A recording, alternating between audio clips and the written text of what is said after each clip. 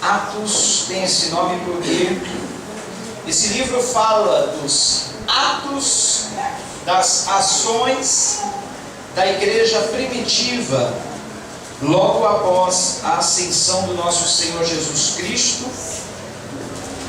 Fala sobre as primeiras evangelizações, os primeiros discípulos, as primeiras viagens missionárias e a obra que a igreja iniciou na terra e continua até os dias de hoje. Então, se nós fôssemos dar uma continuidade a esse livro ele termina no capítulo 28. Mas hoje nós podemos dizer que nós, a igreja dos dias de hoje, está continuando a escrever o livro de Atos no capítulo 29. Se é que tivesse um capítulo para a igreja de hoje, nós é que estaríamos escrevendo esse capítulo, o capítulo 29 do livro de Atos. Então Atos 12 diz assim: por aquele mesmo tempo o rei Herodes lançou mão de alguns da igreja para os maltratar. Mandou matar à espada Tiago, irmão de João. Vendo que isso agradava aos judeus, continuou mandando prender também a Pedro. Isso aconteceu nos dias dos pães asmos. E havendo-o prendido, encerrou-o na prisão, entregando a 4 grupos de 4 soldados, para que o guardassem, querendo apresentá-lo ao povo depois da Páscoa.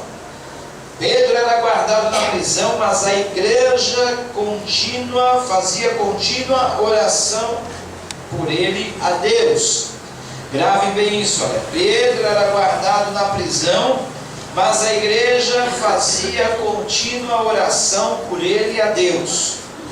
Na noite anterior ao dia em que Herodes estava para apresentá-lo, estava Pedro dormindo entre 2 soldados, ligado com 2 algemas, e as sentinelas à porta guardavam a prisão. De repente sobreveio um anjo do Senhor e resplandeceu uma luz na prisão. Tocando a Pedro no lado, o despertou dizendo: levanta-te depressa. E caíram-lhe das mãos as algemas. Disse-lhe o anjo: cinge-te e calça as tuas sandálias. E ele o fez. Disse-lhe mais: lança às costas a tua capa e segue-me. Pedro, saindo, seguia, e não sabia que era real o que o anjo estava fazendo, mas pensando estar tendo uma visão. E quando passaram a primeira e a segunda guarda, chegaram à porta de ferro que dá para a cidade, a qual se lhes abriu por si mesma. Tendo saído, percorreram uma rua, e logo o anjo se apartou dele. Pedro, tornando assim, disse: agora sei verdadeiramente que o Senhor enviou o seu anjo, e me livrou da mão de Herodes, e de tudo o que esperava o povo judeu.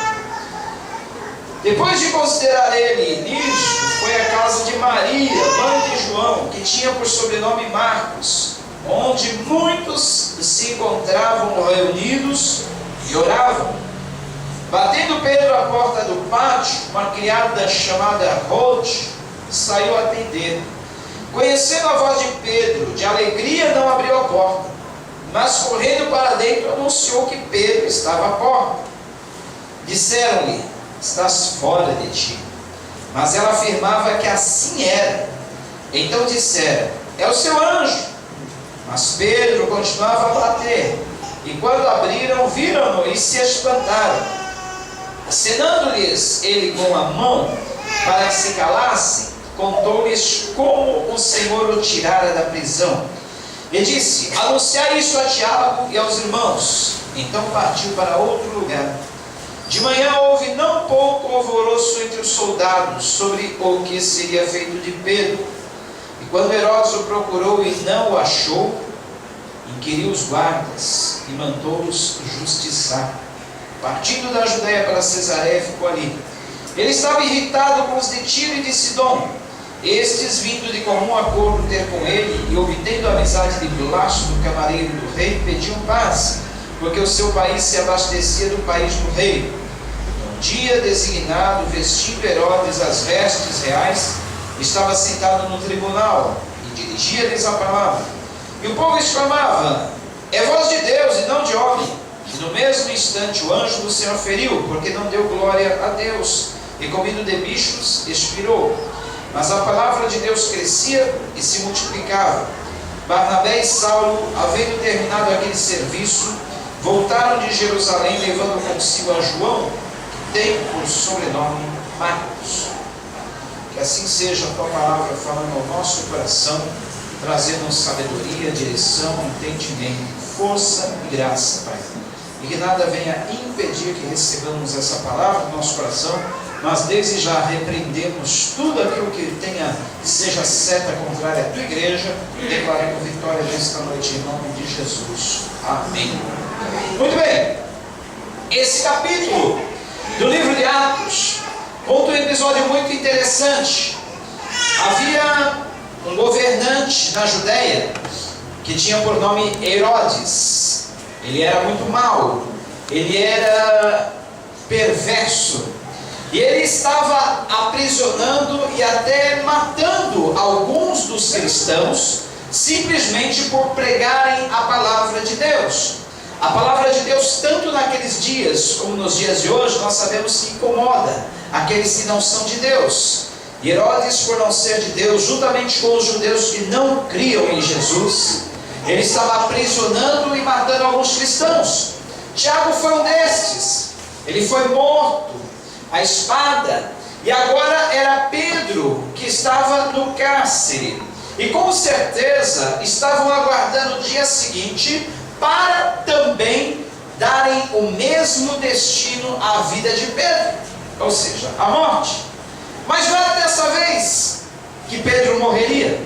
Nós sabemos que quando Deus tem um propósito, nós sabemos que quando Deus tem um plano, nós sabemos que quando Deus tem uma missão na vida de alguém, essa pessoa torna-se praticamente imortal, até que esse propósito, até que esta missão, até que este algo que Deus tem a fazer na vida da pessoa seja plenamente concretizado. E Deus irá fazer de tudo para que esse propósito, essa missão que você tem a cumprir na vida, seja realizada. Ele pode mover a terra, Ele pode mover os céus, Ele pode enviar anjos, Ele pode quebrar algemas, Ele pode arrebentar paredes, Ele pode abrir as prisões, tudo para não ver o seu filho morto antes que cumpra-se o tempo, antes que cumpra-se a sua missão nessa terra.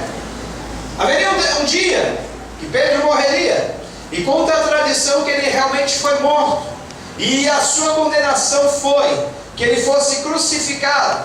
E ele, para não querer ser crucificado da mesma forma que o seu mestre, não se achando digno de morrer da mesma forma que o seu mestre, ele escolheu ser crucificado de cabeça para baixo. Essa foi a morte de Pedro.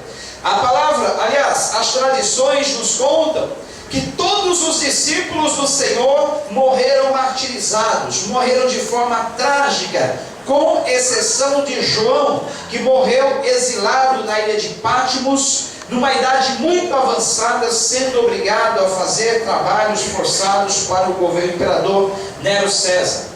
E esse governante chamado Herodes mandou aprisionar a Pedro. Já havia matado alguns dos cristãos, e agora com certeza seria a vez de Pedro. Mas a igreja, sabendo o que esperava Pedro, estava reunida em oração, e eles estavam lá, vários irmãos numa casa, reunindo e clamando e pedindo: Deus, por favor, permita que o teu servo Pedro seja solto, não deixe que ele caia na mão dos judeus, venha ser morto como foi Tiago. Deus, ó Senhor, faz um milagre. A igreja orava, pedia, clamava, e diz a palavra do Senhor que Deus enviou um anjo para soltar Pedro. Veja bem isso. Quando Deus quer agir, nada pode impedir. Quando Deus quer agir, nada pode impedir. Não existem barreiras, não existem prisões, não existem correntes, não existem algemas, não existe nada que possa impedir o agir de Deus.